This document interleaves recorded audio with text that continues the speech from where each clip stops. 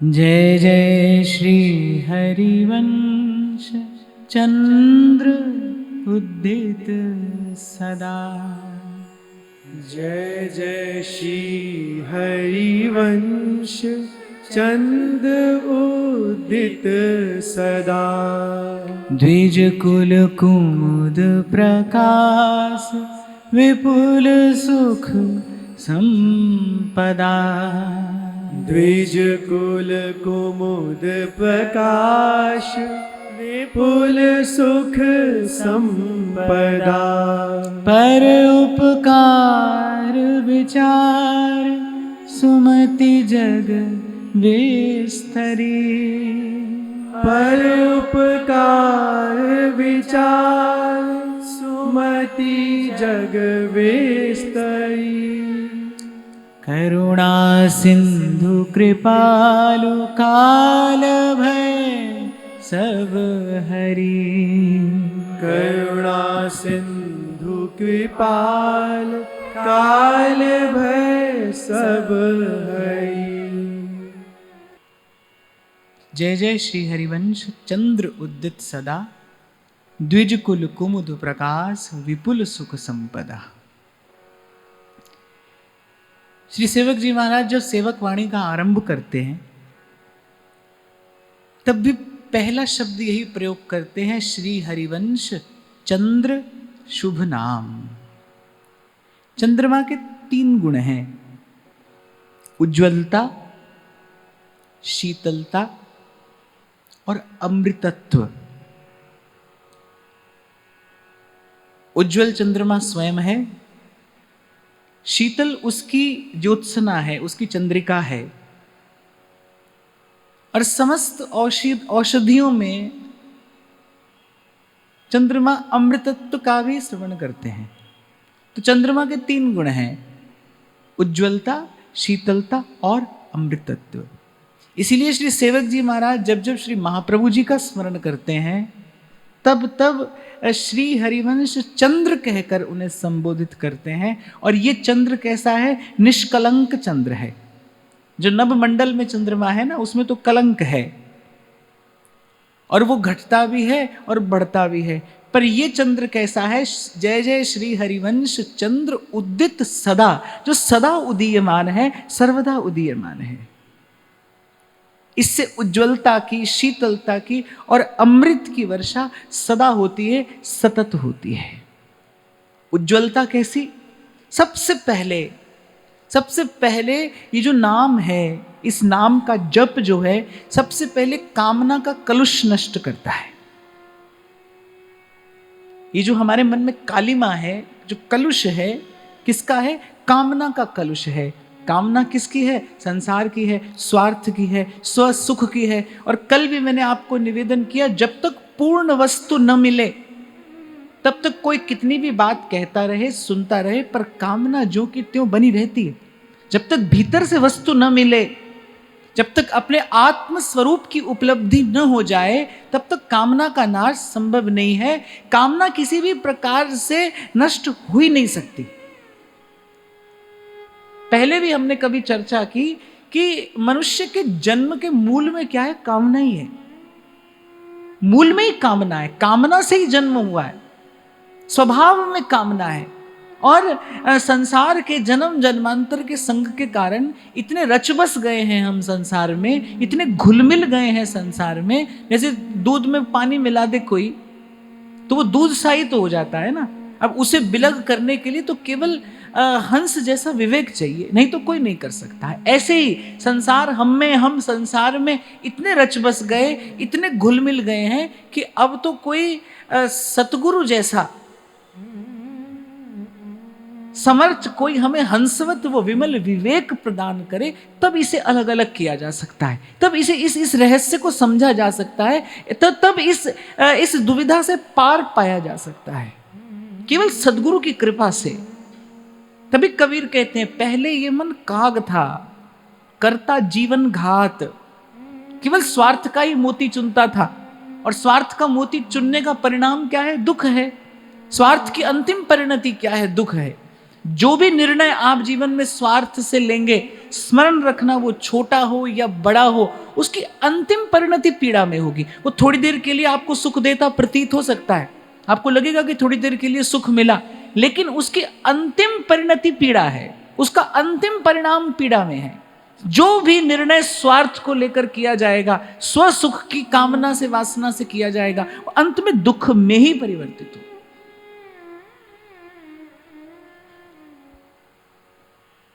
तो कामना का जो कलुष है, सेवक जी महाराज कहते सबसे पहले श्री हरिवंश चंद्र अपनी उज्ज्वलता से उस कामना का कलुष नष्ट करते हैं और अंतर को उज्जवल बनाते हैं। किसका हृदय उज्जवल है? जिसके हृदय में परमार्थ है, वही हृदय उज्जवल है। तो कबीर कह रहे पहले मन काग था, स्वार्थ का मोती चुनता था और करता जीवन घात और अपनी ही हानि करता था। अब तो मन हंसा भया, मोती चुग चुग खा।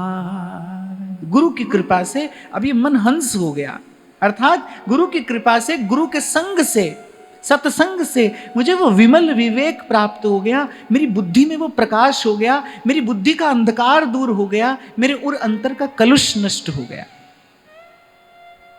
सेवक जी महाराज ने अनेक अनेक स्थानों पर चंद्र कहकर ही महाप्रभु जी को संबोधित किया है। बड़ा बड़ा प्रिय है उन्हें ये संबोधन। श्री हरिवंश चंद्र आरंभ ही यहीं से करते हैं, श्री हरिवंश चंद्र शुभ नाम। श्री हरिवंश कहकर फिर चंद्र का स्मरण करते हैं, चंद्र का स्मरण करके हरिवंश नाम से प्राप्त होने वाली उज्ज्वलता, शीतलता और उस अमृतत्व का स्मरण करते हैं। और फिर कह रहे हैं उद्दित सदा, अर्थात इस वृंदावन की सीमा में ये चंद्रमा सदा उद्दित रहता है, अर्थात सदा ही उज्ज्वलता, शीतलता और इस अमृतत्व की वर्षा करता रहता है। सदा निर्बाध रूप से इस रस का वर्षण यहां इस वृंदावन की निकुंज सीमा में होता है। तो सबसे पहले कलुष नष्ट करता है, कामना का कलुष। और जैसा मैंने आपसे कल भी निवेदन किया था, पूर्ण वस्तु जब तक नहीं मिलेगी तब तक कामना नष्ट नहीं होगी। और पूर्ण वस्तु लोक परलोक में, 3 लोक 14 भुवन में खोज आइए, प्रेम के अतिरिक्त कोई वस्तु ऐसी नहीं है जो तृप्ति लाभ करा सके। प्रेम के अतिरिक्त कोई रस ऐसा नहीं है जो आपको तृप्त कर सके। सब रसों में अनेक अनेक प्रकार के रस हैं, विषय का रस भी है, विषय का रस भी है। कोई एक ऐसा रस है जिसे समाधि में लोग ब्रह्मानंद कहते हैं, कोई विषयानंद है, कोई ब्रह्मानंद है, कोई भगवदानंद है। अनेक अनेक प्रकार के रस हैं, अनेक अनेक प्रकार के सुख हैं, अनेक अनेक प्रकार के आनंद हैं। पर वो जो पूर्ण तृप्ति है, कल भी हमने गाया कि जाहि लहे कछु लैन की चाह न ही में हुए, जिसे प्राप्त करके कुछ पाने की इच्छा न रहे, वो तृप्ति, वो रस, वो यदि कहीं है तो वो प्रेम रूपी उस परम वस्तु को प्राप्त करने में है, उसी पंचम पुरुषार्थ के लाभ में है, प्रेम। और ये मुझे पुनः कहने की आवश्यकता नहीं है कि जब प्रेम कहा जाए तब समझ लेना चाहिए कि उसका संकेत प्रभु की ओर ही है। संसार में प्रेम नहीं घट सकता, संसार में ये घटना घटेगी नहीं। अगर घटेगी भी सही तो अपने विकृत रूप में घटेगी, उसका अंतिम परिणाम भी विकृति ही होगा। संसार में यदि आप इस घटना को घटाने की चेष्टा करेंगे तो वो विकृत रूप में घटेगी, क्योंकि जिससे प्रेम किया जाएगा वो विषय यहां पर शुद्ध भी नहीं है और पूर्ण भी नहीं है। मैं तो उदाहरण देता हूं ना कई बार आपको कि प्रेम तो लैला और मजनू का भी प्रेम है, कहने को प्रेम है, लेकिन उसकी अंतिम परिणति क्या है उसको कोई याद करता है तो सिनेमा में बैठकर याद करता है, कोई विषय जन बैठकर उस प्रेम की चर्चा करते हैं। और प्रेम मीरा और गिरधर का भी प्रेम है, उसकी चर्चा यहां व्यासपीठ से होती है। साधु संत भक्त उस प्रेम की चर्चा करके स्वयं को पवित्र करते हैं, कृतार्थ करते हैं। कारण क्या है? वो प्रेम तो था लेकिन उसका विषय अशुद्ध था, अपूर्ण था, इसलिए उसकी परिणति ऐसी हुई। जिससे आप प्रेम कर रहे हैं वो विषय, वो वस्तु, वो शुद्ध हो, वो पूर्ण हो। इसलिए जब जब प्रेम कहा जाए तब तब प्रभु की ओर ही उसका आशय जानना चाहिए, समझना चाहिए। हमारे एक महात्मा तो कहते थे, बोले प्रेम वही जो प्रभु के निकट लेकर जाए। बोले यहाँ उसकी बात मत करो, यहाँ उसकी चर्चा मत करो। प्रेम का अर्थ ही है जो प्रभु के निकट लेकर जाए, वही प्रेम है। इस शब्द को समझने में बड़ी भारी भूल होती है हमसे, और कहीं भी हम जाने अनजाने मन का ये सबसे अमूल्य भाव निवेदन कर बैठते हैं, और फिर रंक की भांति, फिर दरिद्र की भांति भाव दरिद्र होकर पीड़ा पाते हैं। तो सबसे पहले ये उर अंतर का कलुष नष्ट करता है, कामना का कलुष, उर अंतर को तृप्ति लाभ कराता है। तभी यहाँ के रसिक, हम गाते हैं ना, रसिक दे कोटि मुक्ति पग पेल। कुछ मिल गया है भाई भीतर से ऐसा कि अब कह रहे अरे कहाँ करूं, वैकुंठ ही जाए। मैंने तो अपनी आंख से देखा है भाई, यहाँ वृंदावन में जब मैं आरंभ में आता था तो कुछ माताएं, मैं राधा वल्लभ जी के मंदिर में उनका दर्शन करता था। उनका नियम था कि उनको 7 आरती का दर्शन करना है, उनसे चला नहीं जाता। वो किसी भी प्रकार से घिसटती हुई मंदिर में आती हैं, पहुंचती हैं, पर राधा वल्लभ लाल का दर्शन करती हैं। और उनसे कोई कह दे कोई कष्ट है, कोई पीड़ा है, ना कोई कष्ट नहीं है, कोई पीड़ा नहीं है। उन्हें कह दो चलो डॉक्टर को दिखा दें, बोले हमारे डॉक्टर तो राधा वल्लभ लाल हैं। ये कब घट सकता है? जब भीतर से कुछ मिल जाए। उन्हें शरीर का कोई कष्ट नहीं दे रहा, उन्हें बाहर की कोई प्रतिकूलता ही नहीं लग रही। भीतर से कोई ऐसा सुख मिल गया है, भीतर से कोई ऐसा संतोष उन्हें प्राप्त हो गया है, कोई ऐसी तृप्ति उन्हें मिल गई है कि अब उन्हें कुछ नहीं चाहिए। बाहर कुछ कम है, अधिक है, दुख है, सुख है, पीड़ा है, परेशानी है, इसका कोई प्रभाव नहीं है। तो क्या ये ऐसा नहीं लगता कि प्रेमी तो चलते फिरते समाधि में रहता है? समाधि वाला व्यक्ति क्या प्राप्त करता है? द्वंद्व से मुक्ति तो प्राप्त करता है। जो समाधि में पहुंच जाता है वो दुख सुख से मुक्त हो जाता है। प्रेमी भी तो दुख सुख से मुक्त हो जाता है। हाँ, मुझे ये अवश्य कहना है, जो समाधि में बैठा है वो तो एक स्थान पर बैठा है, लेकिन प्रेमी तो यत्र तत्र विचरण करता हुआ सारे संसार को तीर्थ बनाता हुआ इस लोक का मंगल करता है। मुद मंगलमय संत समाजू, जो जग जंगम तीरथ राजू। इसलिए बुद्ध जन कहते हैं समाधि में अखंड सुख है, पर प्रेम में, भक्ति में अनंत सुख है। वो तो पल पल बढ़ता है। जैसे समाधि का सुख मिला, एक स्थान पर बैठा है, अपने अपने आनंद में मग्न है। प्रेमी भी समाधि में है, वो चलते फिरते समाधि में है, उठते बैठते समाधि में है, वो जागते सोते समाधि में है, और अपने रोम रोम से निस्सृत उन प्रेम के अणु परमाणुओं से इस लोक का मंगल करता हुआ वो जगन्नाथ की सर्वश्रेष्ठ सेवा भी कर रहा है। वो प्रभु की श्रेष्ठतम सेवा कर रहा है। देखो, सेवक की परिभाषा, मुझे जो सबसे सुंदर और सबसे सटीक परिभाषा सेवक की मिली, वो मिली रामचरितमानस में। जब गोस्वामी जी कहते हैं सोई सेवक, कौन सेवक है? कह रहे वही सेवक है जाके असी मति न टरई हनुमंत, कि मैं सेवक सचराचर रूप राशि भगवंत। कि जो समस्त चर अचर है, ये जो समस्त स्थावर जंगम है, ये जो समस्त जड़ चेतन है, ये मेरे प्रभु का ही रूप है, और मैं इन सब का सेवक हूं। ये सेवक की वास्तविक परिभाषा है। सोई सेवक जहां के असी मति न टरई हनुमंत, मैं सेवक सचराचर रूप राशि भगवंत। सचराचर रूप राशि भगवंत, ये मेरे प्रभु की रूप राशि है, और मैं इन सब का सेवक हूं। तो कामना का कलुष नष्ट करके फिर उसके बाद ये उर अंतर को त्रिताप से मुक्त भी करता है। और कल संकेत किया था मैंने, 3 ताप जीव के साथ लगे हैं।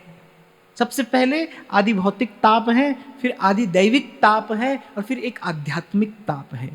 शरीर में रोग है, दरिद्रता है, कष्ट है, परेशानी है, संसार में आपकी व्यवस्था ठीक नहीं हो पा रही है। ये क्या है? ये आदि भौतिक कष्ट है, ये आदि भौतिक कष्ट है।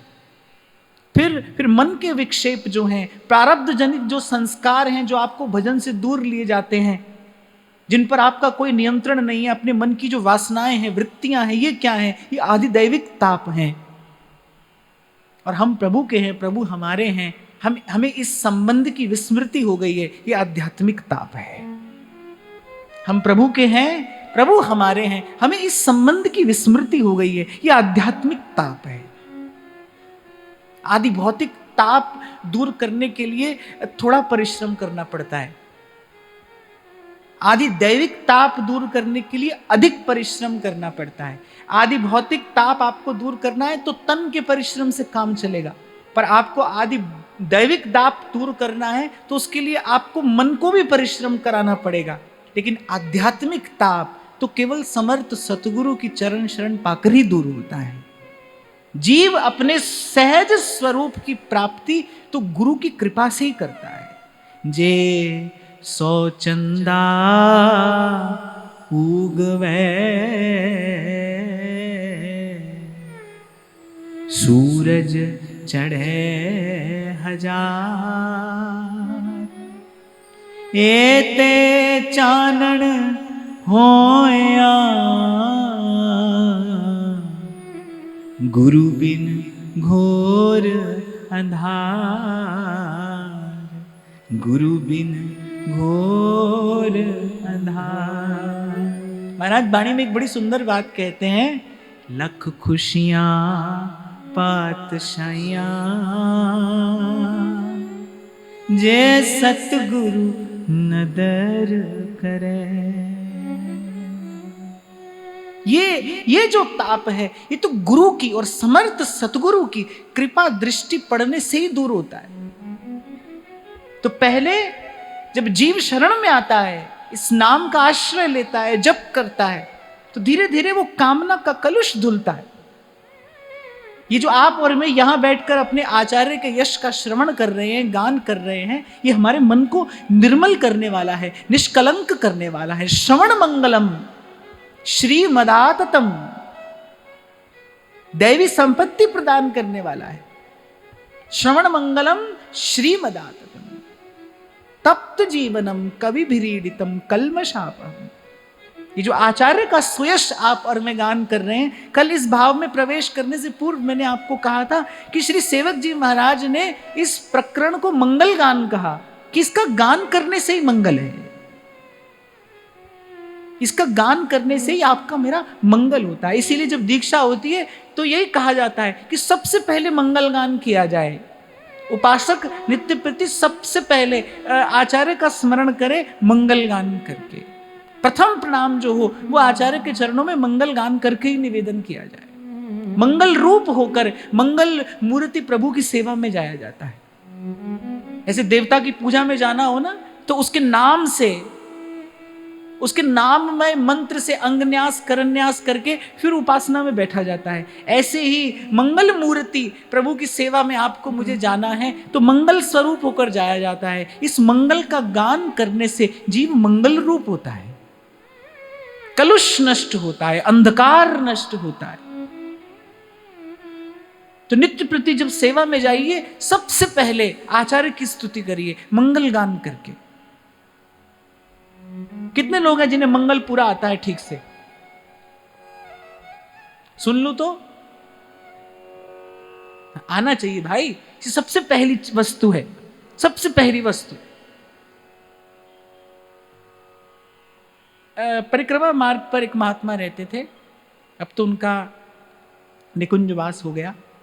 बहुत आरंभ की बात है, 2003-4 में जब मैं पहली बार आया तब 1-2 बार उनका दर्शन हुआ। वो तो दिन रात मंगल का ही गान करते थे, वो दिन रात मंगल गान करते थे। माने उनका जीवन ही क्या था, वो अखंड रूप से मंगल गान करते थे। कोई पूछता था तो कहते थे इस प्रकार मैं अपने आचार्य के स्मरण में ही रहना चाहता हूँ, मुझे किसी का स्मरण की इच्छा नहीं है, बस मैं चाहता हूँ मुझे इन चरणों का स्मरण होता रहे, मैं अपने आचार्य चरणों का ही स्मरण करना चाहता हूँ। इसीलिए मैंने आपको कहा भाई, मैंने देखा है कोई ऐसी तृप्ति लाभ करा देता है ये नाम, कि वो कामना का कलुष जो धुल पाना संभव नहीं है, सहज नहीं है, संभव नहीं है, वो कामना का कलुष भी धुल जाता है भाई।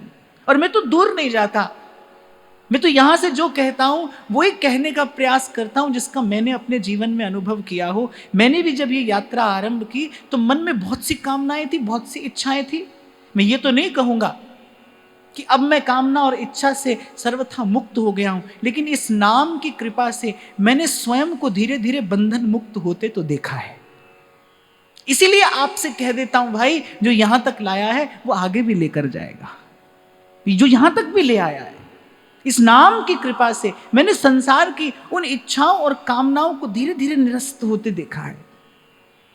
महाप्रभु सुधानिधि में एक श्लोक कहते हैं कैशोराद्भुत माधुरी भर धुरीणांग छविम राधिकाम प्रेमोल्लास भराधिकाम निर्वधि ध्यायन्ति ये तद्धिय त्यक्ता कर्म विरात्मनैव भगवत धर्मेप्य हो निर्ममा। महाप्रभु कह रहे हैं कि इस रूप का ध्यान करते करते हम ऐसे रस रूप हो गए कि हमने कर्मों को नहीं छोड़ा, कर्म ही हमें छोड़कर चले गए। हमने बंधन मुक्त होने के लिए कोई प्रयास नहीं किया, वो कर्म बंधन स्वतः हमें छोड़कर चले गए। इसलिए उस दिन मैं आपसे कह रहा था भाई, कोई दौड़ मत लगाना, किसी के साथ कोई प्रतिस्पर्धा नहीं है हमारी। धीरे धीरे चलना, एक एक पग पर सुख लेना, आनंद लेना इस यात्रा का। श्री जी की कृपा का भरोसा रखना, श्री जी के स्वभाव का भरोसा रखना। अरे जाने कब से इस संसार में आप और मैं भटकते आए हैं। जिस कुकर सुकर को आज आप और मैं दुत्कार देते हैं, घृणा की दृष्टि से देखते हैं, कभी हमने भी ऐसा ही जन्म और जीवन पाया है भाई। हम उसी मार्ग से होते हुए प्रभु की कृपा से यहां तक आए हैं। कोई संसार के उस जंजाल से छुड़ाकर आपका मेरा हाथ पकड़ के ले आया है, उसने अपने चरणों की शरण में बैठाया है। वो आपको मुझे बीच में क्यों छोड़ेगा। इसीलिए कुंवरी किशोरी नाम सो उपजो दृढ़ विश्वास। प्रभुदास जी कह रहे दृढ़ विश्वास है ये हमको कि श्री जी अब हमें छोड़ेंगी नहीं। करुणा निधि मृदु चित्त अति ताते बढ़ी जिए आस। बोले हमें अपने मन में इस बात का भरोसा हो गया है, हमारा कल्याण अब होगा, क्योंकि श्री जी के चरण शरण हम आ बैठे हैं। श्री जी के चरण हमें मिल गए हैं। जो मृदुता, दयालुता, कृपालुता की राशि हैं, ऐसी स्वामिनी हमें मिल गई है। अब श्री जी हमारा त्याग नहीं करेंगे।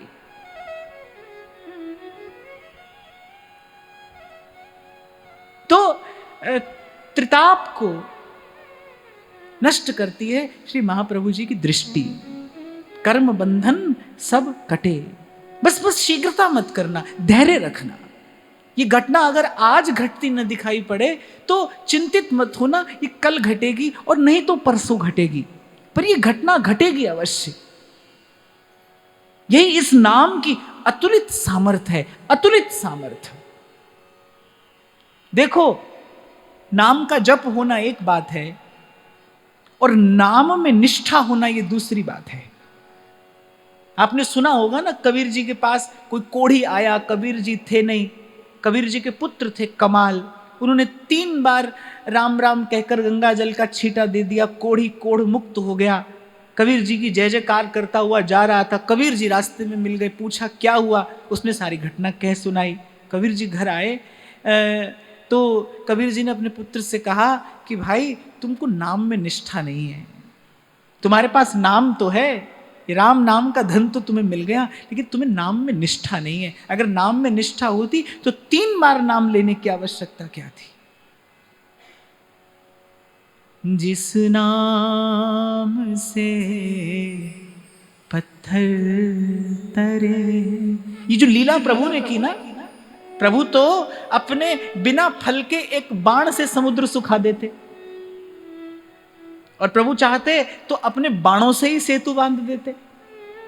ना तो उन्हें समुद्र से मार्ग की याचना करने की कोई आवश्यकता थी। जिनकी मात्र भ्रिकुटी के भय से सागर सप्त उबलते देखा, उन्हें ना तो याचना करनी थी ना कुछ और, प्रभु को लीला करनी थी कि जो कार्य हम नहीं कर सकते वो कार्य हमारा नाम कर देता है।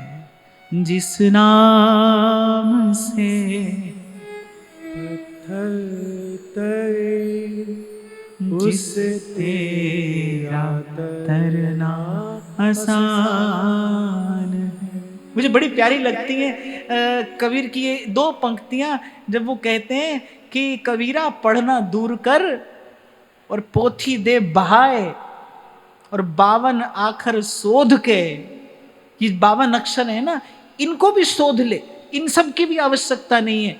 ये जितना शास्त्रों पुराणों में है, ये 52 अक्षरों का ही तो विलास है। बोले 52 आखर शोध के, बस ररो ममो चितलाए, ये 2 अक्षर ले ले, रा और मा। यही बात सेवक जी ने कही, एक शब्द हरिवंश नाम राख्यो समीप करी, एक शब्द। अभी कुछ दिन पहले एक पत्र देखने में आया, महाप्रभु जी के 2 पत्र तो मैंने उसकी चर्चा भी की। श्री वनचंद्र जी महाराज ने श्री सेवक जी महाराज को जो पत्र लिखा, वो पत्र का दर्शन करने का अवसर मिला। श्री वनचंद्र जी महाराज सेवक जी महाराज को क्या कह रहे हैं कि हम सब में आप ही सर्वोपरि भागमान हैं, आप ही सर्वोपरि विराजमान हैं, क्योंकि श्री महाप्रभु जी ने आपको दर्शन दिया, किसी को दर्शन दिया नहीं। और जो वस्तु, जो अपना जस रस, जो अपने स्वरूप और स्वभाव का अनुभव आस्वादन आपको कराया, वो किसी को कराया नहीं। श्री वंचन जी महाप्रभु सेवक जी महाराज से कहते हैं कि आपके दर्शन की मुझे बड़ी लालसा है, आपको श्री जी की सौगंध है कि आप शीघ्र वृंदावन आइए। और सेवक जी महाराज कहते हैं ये सब मुझे कैसे मिला, नाम रटत आई सब सोई। बस नाम रटते रटते। मैं तो कहता हूं नित्य प्रति इस घटना का आपको स्मरण करना चाहिए, इस कथा का आपको स्मरण करना चाहिए। ये कुछ और नहीं था भाई, ये श्री जी की लीला थी। श्री जी को श्री सेवक जी के माध्यम से, श्री सेवक जी के स्वरूप से हरिवंश नाम की महिमा की प्रतिष्ठा करनी थी कि कोई संसार के किसी भी कोने में हो, पर ये नाम उसे इस नित्य सत्य वृंदावन की प्राप्ति कराने वाला है। ये जो नाम है ये उसे इस नित्य वृंदावन की प्राप्ति कराने वाला है, सहचरी भाव प्रदान कराने वाला है। तो पहले कलुष दूर करता है, फिर ये नाम त्रिताप नष्ट करता है। ये जो श्री हरिवंश चंद्र शुभ नाम है, ये त्रिताप नष्ट करता है, जीव को आदि भौतिक, आदि देविक और आध्यात्मिक क्लेश से मुक्त करता है। और फिर कह रहे हैं अमृतत्व का संचार करता है ना, जैसे चंद्रमा। और अमृत क्या है, इस समग्र अस्तित्व में अमृत क्या है? अमृत कहते हैं जो मरण से परे हो, जो मरण धर्मा ना हो। और आप खूब विचार करोगे तो आप पाओगे कि अमृत यदि कुछ है तो प्रेम ही अमृत है। नूर की बूंद है और सदियों से बहा करती है, रंग बदलती है, रूप बदलती है, लेकिन ये जो प्रेम तत्व है, आद सच, जुगाद सच, है भी सच और नानक होसी भी सच। तभी तो जब देवता लोग आए श्री सुखदेव जी महाराज के पास अमृत का कुंभ लेकर कि आप ये अमृत का कुंभ ले लीजिए, आप ये समुद्र से निकला अमृत ले लीजिए और कथा का अमृत हमें दे दीजिए, तो सुखदेव जी महाराज ने कहा, कहाँ ये साधारण अमृत और कहाँ श्री कृष्ण की कथा रूपी ये प्रेम अमृत। श्री कृष्ण की कथा श्री कृष्ण का प्रेम ही तो प्रदान करती है। कथा सुनने से क्या होता है? भगवान ने कहा ना, दूजी रति मम कथा प्रसंगा। कथा से क्या होता है? भगवान से प्रेम ही तो होता है। तो कथा का जो अमृत है, वो जो प्रेम का अमृत है, वही वस्तुतः अमृत है, जिसको पाकर, जिसको पीकर कोई मृत्यु से पार हो जाए। हम स्मरण कर रहे थे उस दिन बाईसा का कि उनके हाथ में जो आया वो विष का प्याला, कोई कहते हैं कि विष का प्याला अमृत हो गया। नहीं, विष का प्याला तो विष ही रहा, पर मीरा जी के रोम रोम में प्रेम का अमृत था। वो विष उनका कुछ बिगाड़ नहीं पाया। वो जो रोम रोम कृष्ण कहता था ना, कृष्ण का नाम अमृत, वो जो छकी रहती थी कृष्ण की रूप माधुरी में, भगवान का नाम अमृत है, भगवान का रूप अमृत है, भगवान की लीला कथा अमृत है।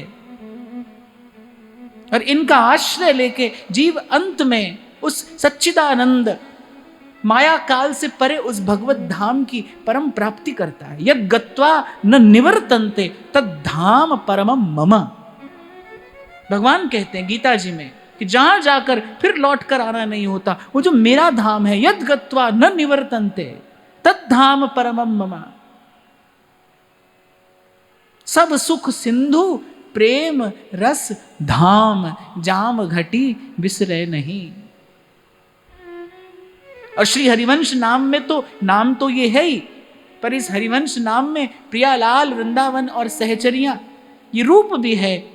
इसी हरिवंश नाम से ही लीला का भी प्रकाश होता है, लीला रस का भी विस्तार हो रहा है। देखो कल शायद मैंने आपको निवेदन किया था ना, 84 पद महाप्रभु जी ने कहे, लाखों लाखों पद रसिकों ने गा दिए। उन 84 पदों का आश्रय और आधार लेकर ये क्या है? हरिवंश नाम की महिमा है, नाम की महिमा है।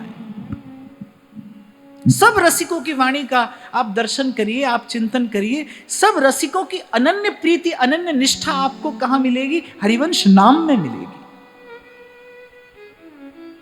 आप सेवक वाणी का तो दर्शन करिए ही, पर ध्रुवदास जी की वाणी है, व्यास जी की वाणी है, कल्याण पुजारी जी की वाणी है, सहचरी सुख जी की वाणी है, चाचा हित वृंदावन दास जी की वाणी है। किसी ने एक आध बार कोई और बात की हो तो की हो, पर सब रसिक एक मत से अपनी अनन्य निष्ठा अगर कहीं व्यक्त करते हैं तो कह रहे हैं हरिवंश नाम की महिमा है। ये नाम का प्रताप है, नाम का प्रसाद है। जय जय श्री हरिवंश चंद्र उदित। तो जब इस पंक्ति का गान किया जाए तो मन में इसी भाव का स्मरण हो, उज्ज्वलता, निर्मलता और अमृतत्व। इस रस का एक बिंदु पाकर जीव उस नित्य सुख का अधिकारी होता है। वो उस प्रकार रस रूप हो जाता है, उस धाम की प्राप्ति करता है जहां जाकर फिर लौट कर आना नहीं होता। रसिक दे कोटि मुक्ति पग पेल, जय जय जय श्री वृंदावन। द्विज कुल कुमुद प्रकाश, विपुल सुख संपदा। द्विज कुल कुमुद प्रकाश, विपुल सुख संपदा। और फिर श्री सेवक जी महाराज कह रहे विपुल सुख संपदा। विपुल माने अंतहीन। यहां का सुख क्या है? प्रिया और लाल का युगल का जो दर्शन है, जो सेवा है, जो दरस परस है, वो यहां का सुख है। और यहां की संपदा क्या है? राधा रानी के चरण, महारानी के चरण, राधा रानी के चरण, महारानी के चरण। श्री जी के चरण संपत्ति हैं। भगवत रसिक देव कहते हैं, जावक जुत जुग चरण लली के, अद्भुत अमल अनूप दिवाकर, मोहन मानस कंज कली के। मंजुल मृदुल मनोहर सुख निधि, मंजुल मृदुल मनोहर सुख निधि। गाइए, मंजुल मृदुल मनोहर सुख निधि, मंजुल मृदुल मनोहर सुख निधि। सुभग सिंगार निकुंज गली के, सुभग श्रृंगार निकुंज गली के। सुर तरु काम धेनु चिंतामणि, सुर तरु काम धेनु चिंतामणि। भगवत रसिक देव कह रहे हैं हमारा कल्पतरु भी यही है, हमारी कामधेनु भी यही है, हमारी चिंतामणि भी यही है। सुर तरु कामधेनु चिंतामणि, सुर तरु कामधेनु चिंतामणि। भगवद रसिक अनन्य अली के, भगवत रसिक अनन्य अली के, जावक जुत जुग चरण लली के, जावत जुग जुग चरण लली के। सुख क्या है? इन चरणों का भजन सुख है, और ये चरण संपदा है, विपुल संपत्ति। पूर्व भी हमने कई बार प्रसंग उपस्थित होने पर चर्चा की, हमारी उपासना प्रियालाल के रूप रस की उपासना है। चकोरवत होकर और प्रियालाल की रूप माधुरी का पान, यही आचार्य की आज्ञा है। राधा वल्लभ मुख कमल निरख नयन हरिवंश। हमारे आचार्य ने यही हमें आज्ञा दी है कि आपको क्या करना है, प्रियालाल के रूप रस का पान करना है। गाइए, दीजो वृंदावन वास, निरखूं श्री राधा वल्लभ लाल, ये जोरी मेरे जीवन प्राण, निरखूं श्री राधा वल्लभ लाल को।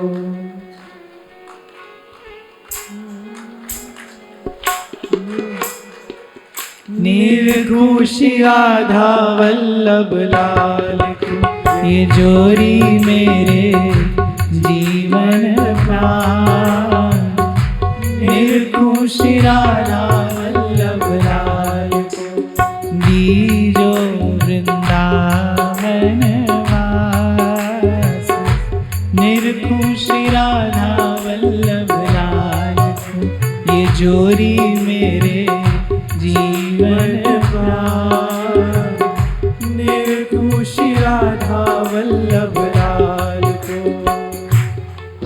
हूँ मचल पर्यो या पौरी, मैं कहा बस मुख निरखो रहो नेर। कल मैं आपको सुना रहा था ना, चीत स्वामी कहते अहो विधना तो पे अचरा पसार मांगो, जन्म जन्म दीजे यही ब्रज बसिवो, अहीर की जात समीप नंद घर। वो कोई पूछता है कि ये सब क्यों चाहिए, तो कह रहे घड़ी घड़ी श्याम मुख हेर हेर हंसी। श्याम सुंदर का मुख देख देख कर जीते हैं, आपका दर्शन कर कर के जीवन धारण करते हैं। मैं बहुत छोटा था तो एक माता गाती थी, दो पंक्तियां मुझे बहुत अच्छी लगती थी, मीठी लगती थी कानों को। वो अपने सतगुरु के लिए गाती थी, दर्शन तेरा सतगुरु में वेख वेख जीवा, दर्शन तेरा सतगुरु में वेख वेख जीवा, दर्शन तेरा सतगुरु में वेख वेख जीवा, वेख वेख जीवा मैं वेख वेख जीवा, वेख वेख जीवा मैं वेख वेख जीवा। जब वामन भगवान गए बलि की यज्ञशाला में, तो कहते वामन भगवान का दर्शन करके मन ही मन बलि ने अपना सर्वस्व उन पर न्यौछावर कर दिया। गुरु रोक रहे हैं, गुरु की आज्ञा भी नहीं मानी। भगवान का रूप सामने ऐसा है, भगवान की रूप माधुरी ऐसी है, भगवान का वो भुवन मोहन रूप जब बलि ने देखा, गुरु की बात भी नहीं मानी। बोले इस ब्राह्मण बटुक को तो मैं अवश्य दूंगा, कि जो मांगेगा वो दूंगा। गुरु ने कहा नारायण है, छलने आए हैं। बलि ने कहा फिर तो ना करने का कोई कारण ही नहीं।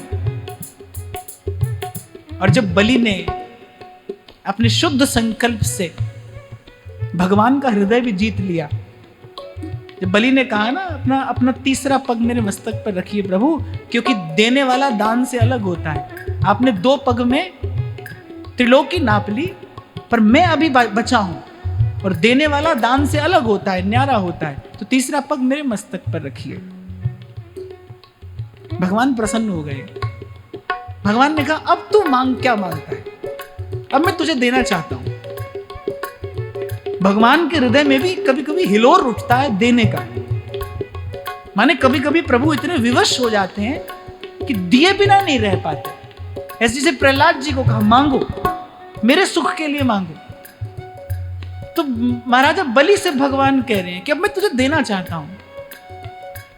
आप देखो बलि क्या मांगते हैं।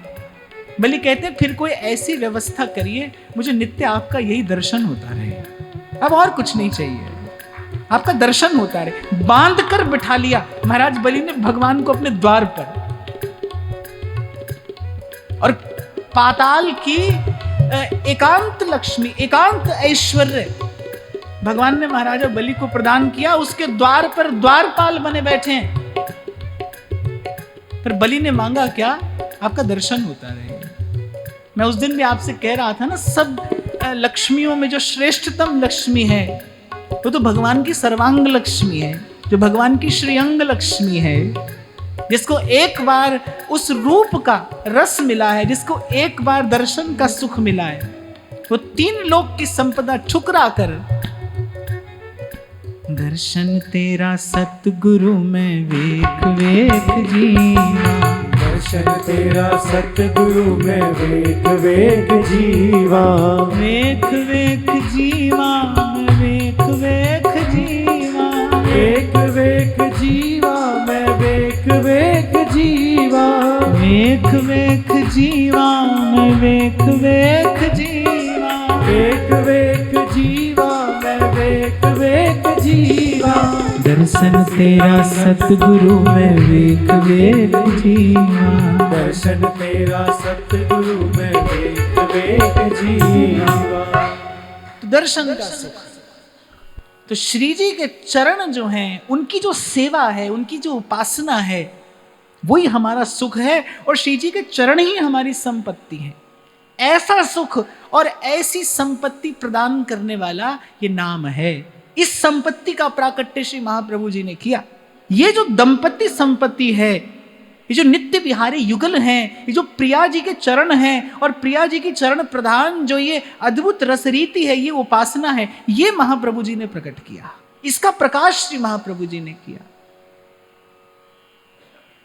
पर उपकार विचार सुमति जग विस्तरी, पर उपकार विचार सुमति जग विस्तरी, करुणा सिंधु कृपाल काल भय सब हरि, करुणा सिंधु कृपाल काल भय सब हरि। श्री महाप्रभु जी के मंगलमय अवतरण का हेतु बताते हुए सेवक जी महाराज कह रहे पर उपकार विचार। देखो, प्रेम को स्वयं के लिए कभी किसी काल में किसी वस्तु की आशा अपेक्षा इच्छा नहीं है। प्रेम जब जब प्रकट होगा वो परहित के लिए ही प्रकट होगा। पर उपकार विचार, सेवक जी महाराज ने अन्यत्र भी कहा पर उपकार देह धर्णम। ये जो हित तत्व है, प्रेम तत्व है, बोले जीव मात्र का उपकार करने के लिए प्रकट हुआ। पर उपकार देह धर्णम, ये देह धारण किया परहित के विचार से। रास मध्य ललितादिक प्रार्थना जो कीनी, तब करते सुकुमारी प्यारी वंशी तब दी। परहित के विचार का ये फल है। इसीलिए महाप्रभु पहली बात कहते हैं सब सुहित। भाई परोपकार करोगे तो जीवन में ये प्रेम का वैभव प्रकट होगा। जीवे दया नामे रुचि, जीव मात्र पर दया होगी तो भजन में रुचि बनेगी। भजन में रुचि क्या है? भजन की इच्छा कब होगी? प्रेम ही तो भजन की इच्छा को बढ़ाने वाला है, बनाने वाला है। नहीं तो ध्रुवदास जी कह रहे लौन बिना सब फीक, खींचते रहो माला। मैंने तो कई बार देखा है लोग भजन करते करते खींच जाते हैं, खींच जाते हैं। ये क्यों होता है? प्रेम का अभाव है, प्रीति का अभाव है। सबके लिए भजन की परिभाषा अलग अलग है। किसी के लिए नियम भजन है, किसी के लिए साधन भजन है, किसी के लिए क्या है, किसी के लिए क्या है। मुझे लगता है बस प्रियतम की याद बनी रहे, वो भूल ना जाए। उसकी विस्मृति ना हो, बिसरी हो न बिसारी हो, बस यही दान मोहे देव। ये भजन का भजन है भाई। प्रीतम का स्मरण बना रहे, प्रीति युक्त स्मरण। सेवक जी महाराज ने स्पष्ट किया, प्रीति सहित यह नाम कहाई, संतत सकल सुनऊ चित लाई, श्री हरिवंश प्रताप जस। इसीलिए मैं कई बार आपसे कहता हूं कि ऐसे गिनने के चक्कर में ना पड़ना, इतनी माला, इतना जप। फिर आरंभ तो व्यक्ति कहीं से भी करे, पर अंत में बस माला पूरी करते करते ही रह जाता है, बस वो माला पूरी करते ही रह जाता है। एक व्यक्ति को मैंने देखा, क्या करे, नाम जप करे, कैसे करे, शिवन शिवन शिवन शिवन शिव। क्या है? प्रीति सहित यह नाम कहाई। क्यों गिन के नाम लो उसका जो बेहिसाब देता है। कोई प्रभु से व्यापार करने थोड़ी आए हैं, इतना नाम, इतना जप। कहने वाला कहता है अपने मन को अनुशासन में बांधने के लिए ये आवश्यक है। भाई अन्य अन्य उपासनाओं में इसकी आवश्यकता हो सकती है, ये तो सहज प्रेम का मार्ग है। प्रीति सहित ये नाम कहाई। किसी भी प्रकार से आपकी वृत्ति बहिर्मुखी ना होने पाए। इसलिए मैं कहता हूं कि माला करते करते ये उंगली लग गई, वो लग गई, सुमेरु चला गया कि नहीं चला गया, इस सब बात में मत पड़िए। रीज बजो या खीज, भूमि पड़ा जामे सभी, उल्टा सीधा बीज।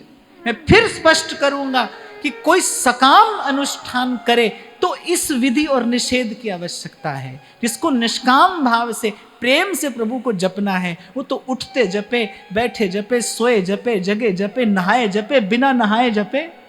सेवक जी महाराज कह रहे हैं कि तहां जाति कुल नहीं विचार, कौन सु उत्तम कौन गंवार, और ज्ञान ध्यान जहां सकल प्रयास, अरे सार भजन हरिवंश। और वैसे भी आपको लगता है कि 4 बूंद पानी की डाल लेने से ये हार्ड चाम का देह पवित्र हो जाता है? ये तो स्वच्छता के लिए है, करना ही चाहिए।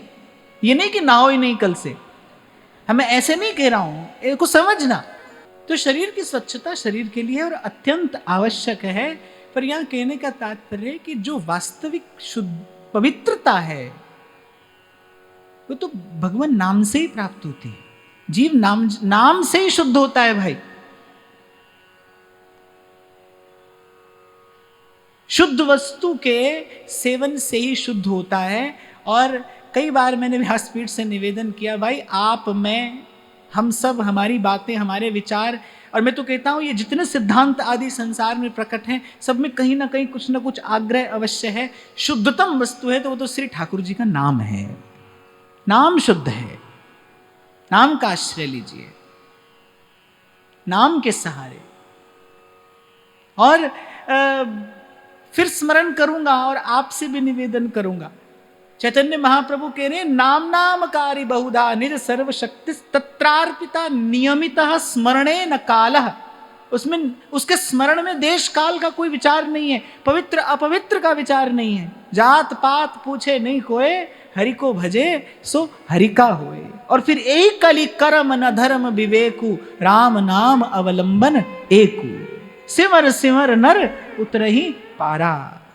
सिमर सिमर,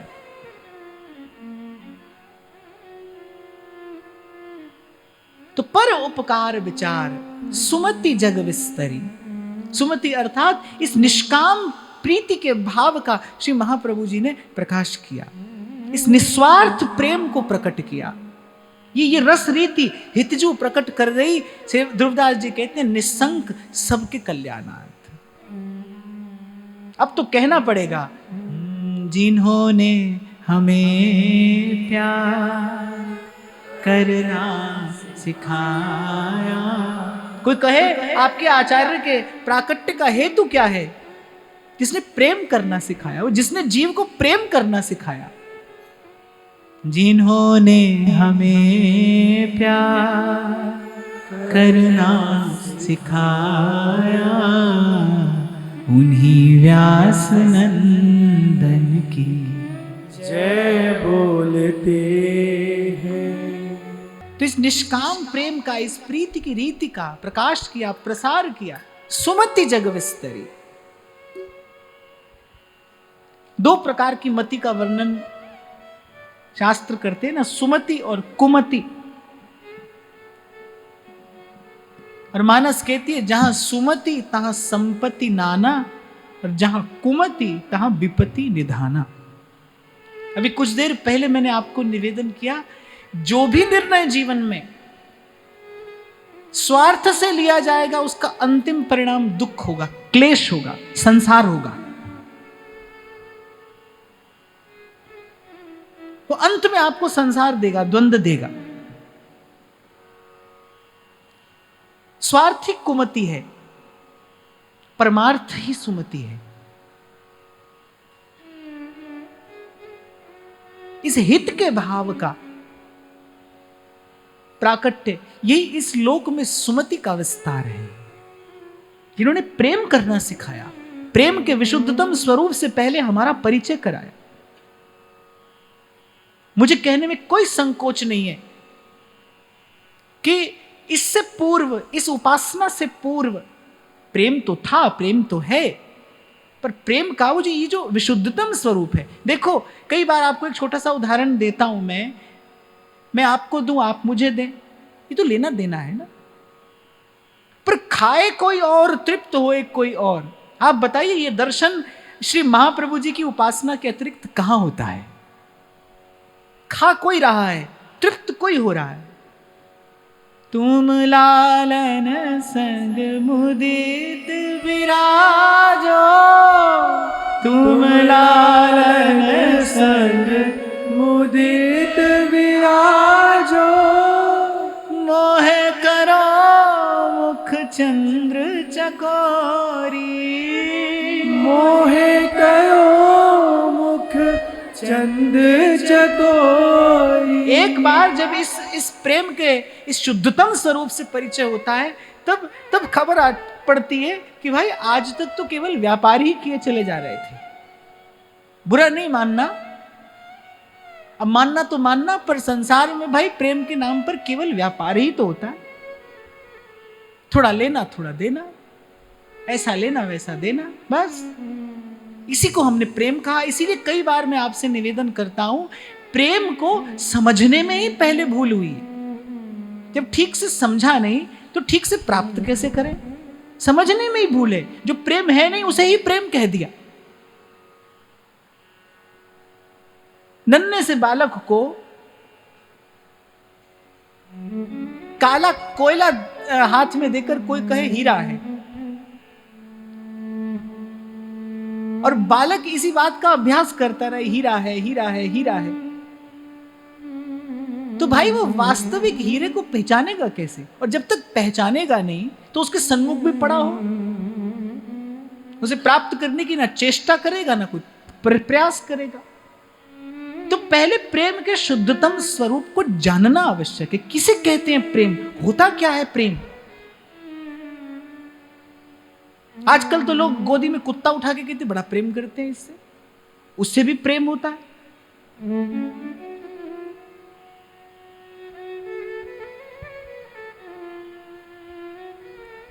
तो श्री महाप्रभु जी ने पहले प्रेम के उस विशुद्धतम स्वरूप को प्रकट किया, उसका प्रकाश किया, फिर उसकी प्राप्ति का मार्ग बताया। इस विशुद्ध हितोपासना का जो प्राकट्य है, इसकी जो प्रतिष्ठा है, यही सुमति का विस्तार है। पर उपकार विचार सुमति जग विस्तरी। अरे आपके मेरे जैसे अस्मदादि स्वार्थ में पड़े लोग भी आज कम से कम बैठकर इस बात की चर्चा तो कर रहे हैं। हमारे कान में खबर तो पड़ी कि प्रेम का एक रूप ऐसा भी है। अरे इसी का श्रवण करके तो व्यास जी दौड़े चले आए कि जय श्री हित हरिवंश लाल ललना मिल हियो सिरावत मोर।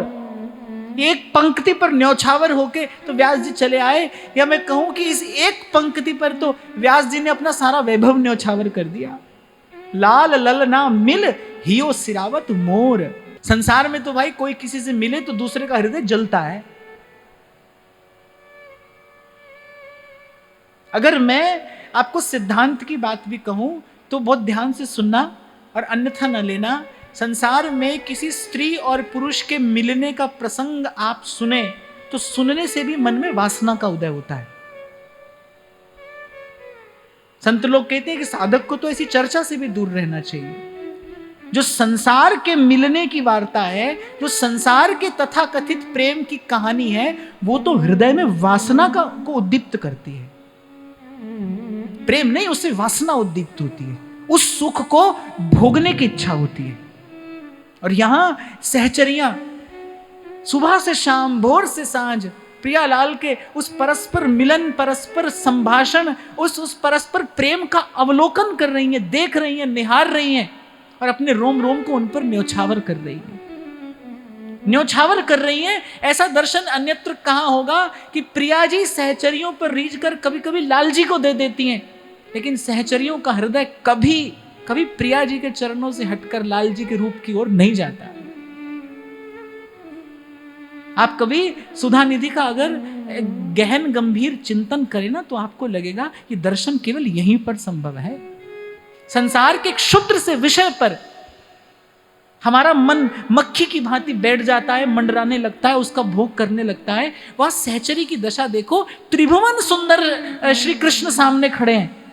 अरे संसार की सुंदरता तो एक और डाल दीजिए, उसकी तो वार्ता भी व्यर्थ है। नर्क कोटि विभत्सया, ऐसा महाप्रभु कहते हैं। त्रिभुवन सुंदर श्याम सुंदर, रसिक शेखर श्याम सुंदर, रसघन मोहन मूर्ति श्री कृष्ण सहचरियों के सामने खड़े हैं।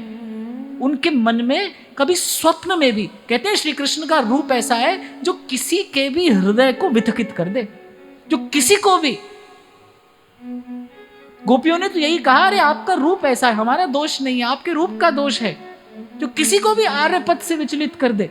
श्री ठाकुर जी का रूप ऐसा है, वो भुवन मोहन है, त्रिभुवन को मोहन करने वाले हैं, वो सामने खड़े हैं। लेकिन सहचरियों का मन श्री लाल जी के रूप पर नहीं जाता, स्वप्न में भी नहीं जाता, स्वप्न में भी श्री जी दे दे तो भी नहीं जाता। महाप्रभु कह रहे हैं कि आप लाल जी को मुझे दे दें या लाल जी मुझे प्रदान कर दें। कभी कभी सहचरियों से कह देती है श्री जी कि ले जाओ इन्हें, और कभी कभी लाल जी के निकट अपनी किसी सहचरी को बिठा देती हैं। लेकिन तो भी सहचरी कहती है, तवैव श्री राधे पद रस विलासे मम मनः। उस समय भी मेरा मन अखंड रूप से आपके ही चरण कमलों का भजन करता है, सुमिरन करता है। ये यहां का प्रेम है। इसका दर्शन आपको अन्यत्र कहीं नहीं होगा। प्रेम की इस छटा को आप कहीं न देख पाएंगे। ये यहां का प्रेम है। इस सुमति का विस्तार श्री महाप्रभु जी ने किया। पर उपकार विचार सुमति जग विस्तरी, पर उपकार विचार सुमति जग विस्तरी। करुणा सिंधु कृपाल काल भय सब हरि। करुणा सिंधु कृपाल काल भय सब हरि। महाप्रभु जी ने ऐसा रस प्रकट किया, इस रस का एक बूंद पान करने वाले कैसे हो गए। व्यास जी कहते हैं, व्यास दास अब प्रकट बखानत डार भार में भार। न लोक की चिंता और न परलोक की चिंता। जो मेरो यह लोक जाएगो, जो मेरो यह लोक जाएगो, हर परलोक न सायरी। हर परलोक न सायरी। नंद लाल को तऊ न छाड़ू, नंद लाल को तऊ न छाड़ू। मिलूंगी निशान बजाएरी, मिलूंगी निशान बजाएरी। मिलूंगी निशान बजाए री। मिलूंगी निशान बजाए। एक बूंद जिसने पी, तेऊ उमग तजत मर्यादा बन विहार रस पिए। इतिहास प्रमाण देता है कि जब ये रस महाप्रभु जी ने प्रकट किया, जब इसकी धारा बहाई, कहते किसी का इष्ट कोई भी था, कोई किसी की भी आराधना करता था और दृढ़ होकर, अनन्य होकर अपने अपने इष्ट के आराधन में जो भक्त जन लगे थे, वो भी एक बार सब छोड़कर श्री राधा राधा राधा राधा राधा राधा राधा राधा राधा राधा राधा राधा, तेऊ उमग तजत मर्यादा और बन विहार रस पिए। तो करुणा सिंधु कृपाल काल भय सब हरि। रसिकों ने गाया कि हमको मिला जियावन हारा। जय जय श्री हित रूप किशोरी लाल, हम जाए री हम जाए।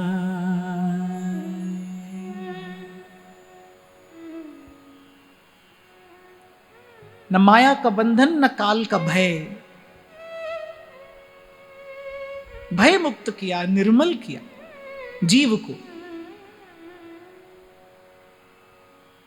हरि सब कलि काल की भय, कृपा रूप जुवपु धरो।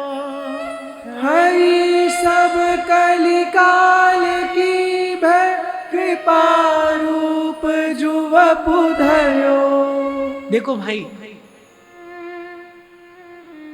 जो गुरु के चरणों की छांव में है ना, उसके लिए कोई कलयुग नहीं है।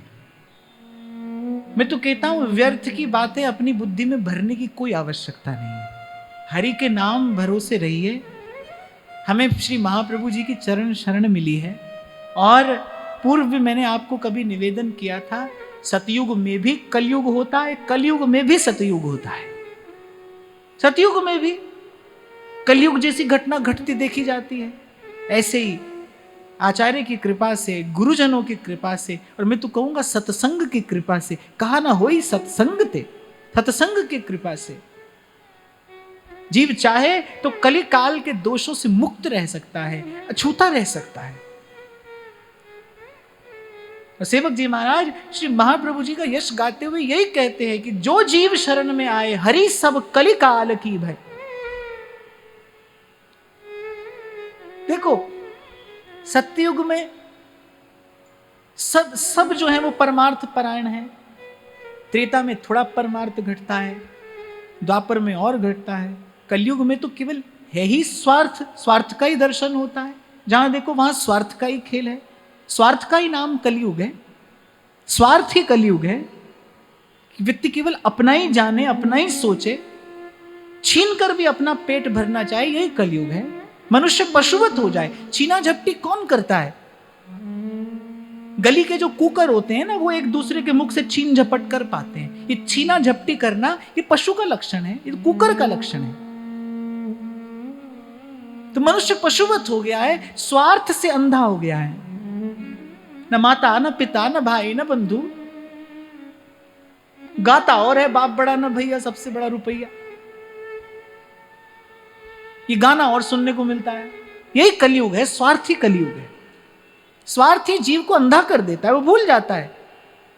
पूर्व में मैंने आपको कहा था, मनुष्य होना एक बात है, मनुष्य जैसा दिखना एक बात है। मनुष्य में एक मनुष्यत्व होता है, परमार्थ है तो मनुष्य है। परमार्थ के संस्कार से सुसंस्कृत है तो मनुष्य है। अपने हिस्से की प्रसन्नता, अपने हिस्से की वस्तु किसी को दे सकता है तो मनुष्य है। किसी का हो सकता है तो मनुष्य है। किसी की मुस्कुराहटों पे हो निसार, और किसी का दर्द ले सके तो ले उधार। किसी के वास्ते हो तेरे दिल में प्यार, जीना इसी का नाम है। यह है तो मनुष्य है, स्वार्थ का नाम मनुष्य है। तो कलयुग क्या है? जब हृदय में स्वार्थ आए तो समझना कलयुग है। कोई किसी भी युग में रहता हो, हृदय में स्वार्थ है तो कलयुग ही है, वो कलयुग में ही रहता है। सेवक जी महाराज कह रहे कली काल का भय, अर्थात ये उर अंतर को स्वार्थ रूपी इस विष ने, इसने हमारे उर अंतर को मैला कर दिया था, विषैला कर दिया था। स्वार्थ के भाव से जीव को मुक्त कराए। जैसे ही दीक्षा होती है, जैसे ही हम सहचरी भाव का आश्रय लेकर और उपासना में प्रवेश करते हैं, सबसे पहला भाव हमें हमारे गुरुजन क्या प्रदान करते हैं? तत्सुख सुखित्वम, कि भाई प्रियालाल का सुख ही हमारा सुख है। चाहे वो भाव हमारे जीवन में आधा उतरता है, थोड़ा उतरता है, पर ये भाव कम से कम हमारा स्पर्श तो करता है ना, कि भाई प्रिया प्रीतम का सुख ही हमारा सुख है, श्री जी का सुख ही हमारा सुख है। वही उसी का स्मरण करके सेवक जी कह रहे हैं, हरि सब कलिकाल की भय कृपा रूप जुवपु धरो, करत जे अनसहन निंदक तिनहु पे कयो। और सेवक जी महाराज ने जब भाव देश में दर्शन किया कि किस प्रकार श्री महाप्रभु जी के विशुद्ध स्वरूप को, इस उपासना के मर्म को न जानने वाले लोगों ने निंदा की, और कैसी अनसहनीय निंदा। आप देखो, जब महाप्रभु आ रहे हैं गृह त्याग करके वृंदावन की ओर भजन करने के लिए, श्री जी आज्ञा देती है 2 विवाह और करने हैं, राधा वल्लभ लाल को लेकर जाना है, 2 विवाह और करने हैं। ये निर्णय कितना कठिन रहा होगा। जो व्यक्ति घर गृहस्थ के बंधनों से मुक्त होकर विरक्त वेश लेकर भजन करने के लिए आगे बढ़ रहा है, उसको उसके इष्ट आराध्य की आज्ञा होती है कि 2 विवाह और करने हैं। क्या कहा होगा संसार ने, और मैं कहूंगा क्या क्या नहीं कहा होगा संसार ने, कि अरे कहने को तो वृंदावन आए हैं, भजन करने के लिए आए हैं, और इस अवस्था में एक पत्नी घर पर है, 2 पत्नियां और लेकर यहां वृंदावन आ रहे हैं। यानी कैसी कैसी बात, कैसी कैसी वार्ता संसार के लोगों ने की होगी। और फिर इस उपासना के मर्म को न जानने वाले लोगों ने क्या क्या कहा, कि जब महाप्रभु ने एकादशी आदि व्रत का भी निषेध कर दिया, तो अन्य संप्रदाय के लोगों ने भी जाने कैसी कैसी बातें की। एक बात आपको मैं और निवेदन करूं, भक्त जब तक इस संसार में रहे तब तक श्री ठाकुर जी उसके भक्ति वैभव को प्रकट नहीं होने देते, उसके जाने के बाद उसका वैभव प्रकट होता है। ये ठाकुर जी की व्यवस्था है, और भक्त इसे खूब प्रसन्नता से स्वीकार करते हैं। महाप्रभु के अंतर ध्यान होने के बाद श्री ठाकुर जी ने लीला की, सेवक जी के रूप में, सेवक जी के मुख से महाप्रभु जी का वास्तविक वैभव प्रकट कराया। तब संसार ने जाना। अरे संसार ने क्या, महाप्रभु जी के पुत्र आत्मज श्री वंचन जी महाराज कह रहे हैं, आपकी कृपा से हमने उनको जाना है, आपकी कृपा से हमने उनको पहचाना है। वंचन जी महाराज के पत्र में लिखा है, आपकी कृपा से हमने उनके स्वरूप को जाना, पहचाना। नहीं जान पाए, निकट रहते हुए नहीं पहचान पाए, और संसार ने अनसहनी निंदा की। पर करत जे अनसहन निंदक तिन्हु पे अनुग्रह किए। अरे साधारण सा चंदन का वृक्ष भी, जो कुल्हाड़ी उसे काटनी आती है, वो उसे भी अपनी सुवास प्रदान करता है, वो उसे भी उस सुवास से सरोवार कर देता है। फिर ये तो प्रकट प्रेम है। इनके निकट तो जो आया भक्ति लेकर आया, तो भी श्री जी के चरण मिले, और नरवाहन जैसा कोई अहित का भाव लेकर आया है, उसे भी महाप्रभु जी ने कृपा दान देकर कृतार्थ ही तो किया, निहाल ही तो किया। करत जे अनसहन निंदक तिनहु पे अनुग्रह करो, करत जे अनसहन निंदक तिनहु पे अनुग्रह करो। निरभिमान निर्वैर निरूपम निष्कलंक जो सर्वदा, निरभिमान निर्वैर निरूपम निष्कलंक जो सर्वदा। श्री महाप्रभु जी के स्वरूप का स्मरण करते हुए सेवक जी कह रहे निरभिमान। ये तो प्रेम का गुण है, प्रेम निरभिमान होता है। प्रेम ही है जो त्रिलोकी के नाथ को अपने पीतांबर में अपने भक्त का जूता उठवा देता है। प्रेम ही है जो अखिल कोटि ब्रह्मांड नायक को सारथी के स्थान पर बैठाकर और घोड़ों की लगाम पकड़ा देता है। प्रेम ही है कि शेष महेश दिनेश गणेश दिन रैन रटें पे ध्यान न पावे और ताही अहीर की छोहरियां छचिया वर छाछ पे नाच नचावे।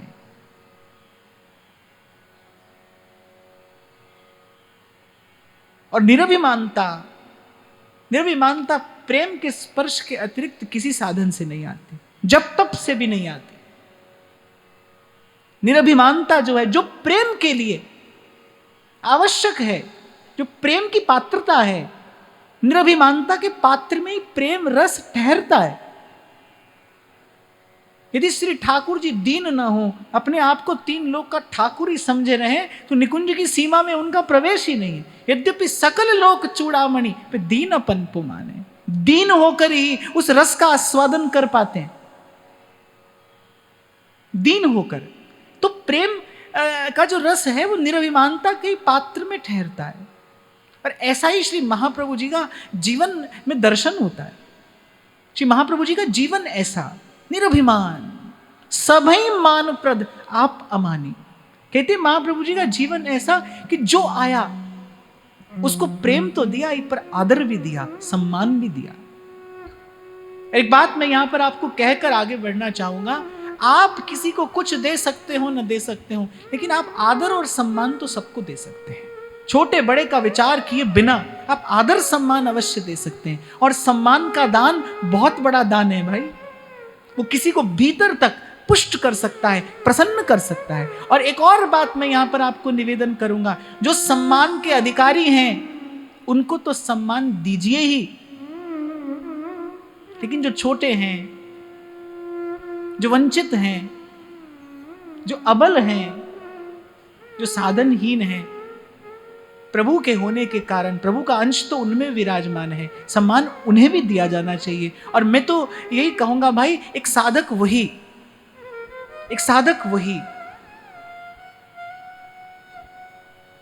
सबल वही होता है जो किसी निर्बल का बल बने। प्रेम के मार्ग का साधक, प्रेम के मार्ग का उपासक तो ऐसा हो जो प्रेम बांटता चले, मुस्कुराकर सुंदर शीतल वाणी से प्रेम का प्रसाद बांटता चले, निरभिमान। और फिर कहा निर्वैर, अजात शत्रु। श्री महाप्रभु जी के जीवन में न कोई खंडन है, न कोई अवज्ञा, न कोई अवहेलना। श्रीमद् वल्लभाचार्य महाप्रभु ने एक बार पूछ लिया कि इस शास्त्रीय सिद्धांत के विषय में आपका क्या कहना है। महाप्रभु जी ने कहा मैं नहीं जानता।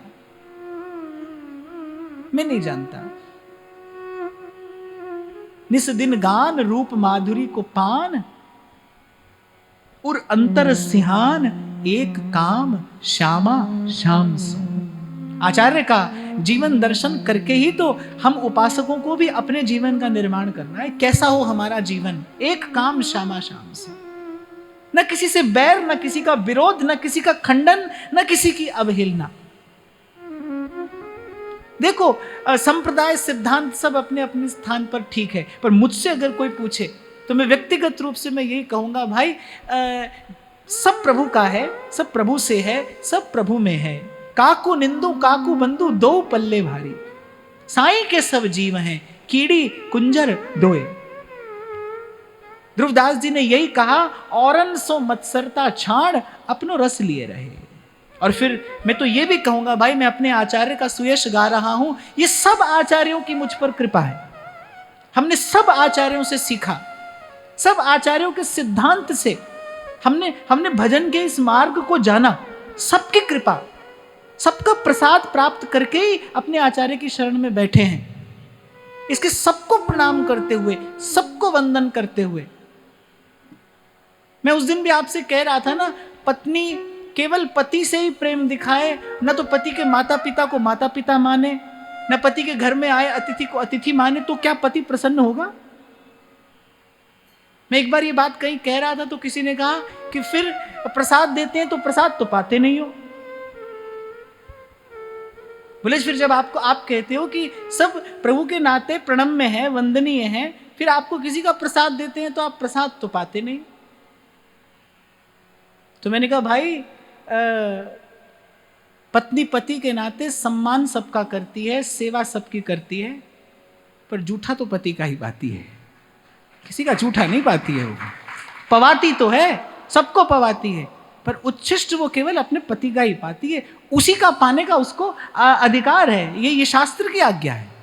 तो ठाकुर जी के नाते सब हमारे हैं भाई, प्रसाद तो इन्हीं का ही पाना है।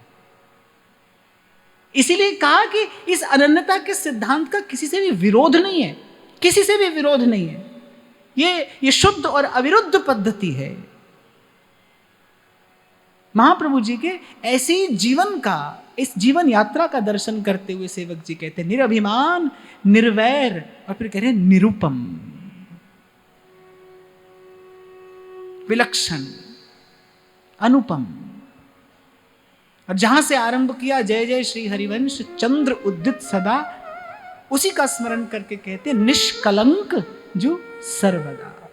अर्थात ये वो चंद्रमा है जो सदा सर्वदा निष्कलंक है, सदा उद्दित है और सदा निष्कलंक है। अर्थात इसमें कहीं कोई दोष नहीं है। ये सदा सर्वदा उज्ज्वल है, विमल है, उद्दित है, निष्कलंक है।